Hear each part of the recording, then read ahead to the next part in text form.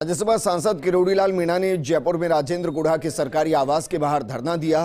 वो read paper लाने के दौरान हादसे का शिकार हुए कंटेनर चालक की विधवा पत्नी मनीषा जाट के साथ धरने पर बैठे और विधवा मनीषा को 15 लाख की आर्थिक मदद, सरकारी नौकरी के साथ कंटेनर चालक के साथ हुए हादसे की जांच की मांग की।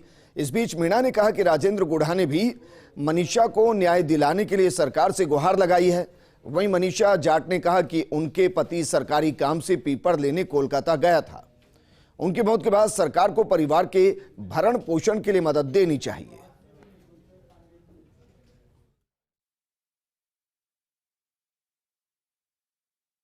जैसे मैंने 11 बजे कॉल किया तो उस रिसीव नहीं किया गया।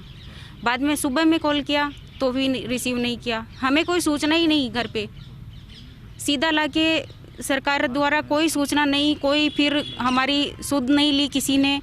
कुछ आज तक कोई सरकारी प्रशासन की तरफ से कोई नहीं गया हमारे पास। इस सरकारी आवास से आप भली भांति परिचित होंगे, बखूबी जानते भी होंगे इस बंगले को। बरसों तक ये पहचान रहा था डॉक्टर किरोड़ीलाल मीणा की। जो भी आता था पूर्वी राजस्थान से इसी बंगले में आता था। उसके बाद सरकारी आवास था, स्वाभाविक रूप से खाली भी करना होता है। खाली किया, खाली करने के बाद ये अलॉट हुआ राज्य सरकार के मंत्री राजेंद्र सिंह गुढ़ा को। राजेंद्र सिंह गुढ़ा का अब ये बंगला है, सरकारी आवास है।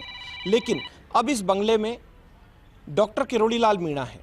पहले वो यहाँ रहते थे, लेकिन अब यहाँ पर धरने के लिए आए हुए हैं। अब हम उनसे बातचीत करेंगे और उनसे जानते हैं कि आखिरकार यहाँ पर धरना देने की क्या आवश्यकता पड़ी। सरकार तक बात पहुँचाने के और भी कई जरिए हो सकते हैं, धरने की ही क्यों ज़रूरत पड़ी आखिरकार। कल आप उषा शर्मा से मिले, मुख्य सचिव जी। ऐसा है कि परसों ये रामनिवास जाट जिनकी संदेहास्पद मौत हुई है, तो इनकी धर्मपत्नी ये जानना चाहती है ये कोई हादसा था, कोई षड्यंत्र था। इस मामले को लेकर मेरे पास आई थी तो मैं उनको मुख्यमंत्री जी से मिलाना चाहता था। यहाँ के बड़े पुलिस के अधिकारियों ने हमको रोक दिया। जहाँ रोक दिया वहीं हम बैठ गए ईडी के दफ्तर के सामने। 6-8 घंटे तक बैठे रहने के बाद रात के 11 बजे जिम्मेदार अधिकारियों ने ये कहा कि आपकी जो मांग है उनके प्रति सरकार का रुख पॉजिटिव है। एक अच्छा सा आर्थिक पैकेज 10-15 लाख का, सरकारी नौकरी, और इनका पति रहने वाला झुंझुनू का भेजा कलकत्ता, वहाँ से कैंटर ला रहा था। पुलिस की एस्कॉर्ट कहीं नहीं थी। 2 प्राइवेट गार्ड बैठाए थे, वो भी कलकत्ता के, जो यहाँ की भाषा नहीं समझते। और वो प्रश्न पत्र बिखर गए जम्मू रामगढ़ के आसपास। अब वो उसकी एफआईआर दर्ज हुई और इनको पता भी नहीं, कोई ना इनसे पूछने गया न जानकारी देने गया। और पुलिस ने यहाँ आके इनको पता लगा, मेरे को भी कल ही पता लगा परसों की, उसमें तो एफआईआर लग गई। तो इतना बड़ा षड्यंत्र हुआ है। ये मांग करना चाहती है, बताए तो सही मेरे पति की मौत कैसे हुई है सरकार। इन मांगों को लेके, चूंकि ये वहाँ की रहने वाली, ये किस तरीके की जांच हो इस पूरे मामले, वहाँ की रहने वाली है, माननीय राजेंद्र जी गुढ़ा की इलाके की, उनकी मतदाता है। तो सरकार के अधिकारियों ने, सरकार ने जब संतोषपूर्ण जवाब नहीं दिया तो गुढ़ा जी के पास आ गए हम।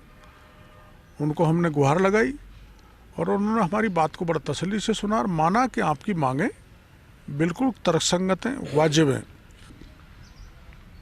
तो ख़ास बातचीत की है सांसद डॉक्टर किरोड़ीलाल मीणा ने, जो कि यहाँ राजेंद्र गुढ़ा के बंगले पर धरने पर बैठे हुए हैं।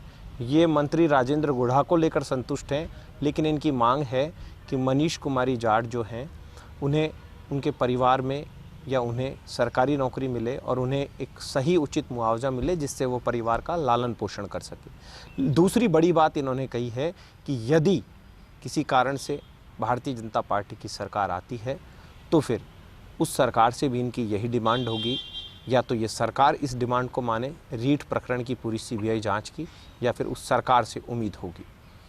कैमरा पर्सन नरेंद्र के साथ ऐश्वर्य प्रधान, फर्स्ट इंडिया न्यूज़, जयपुर।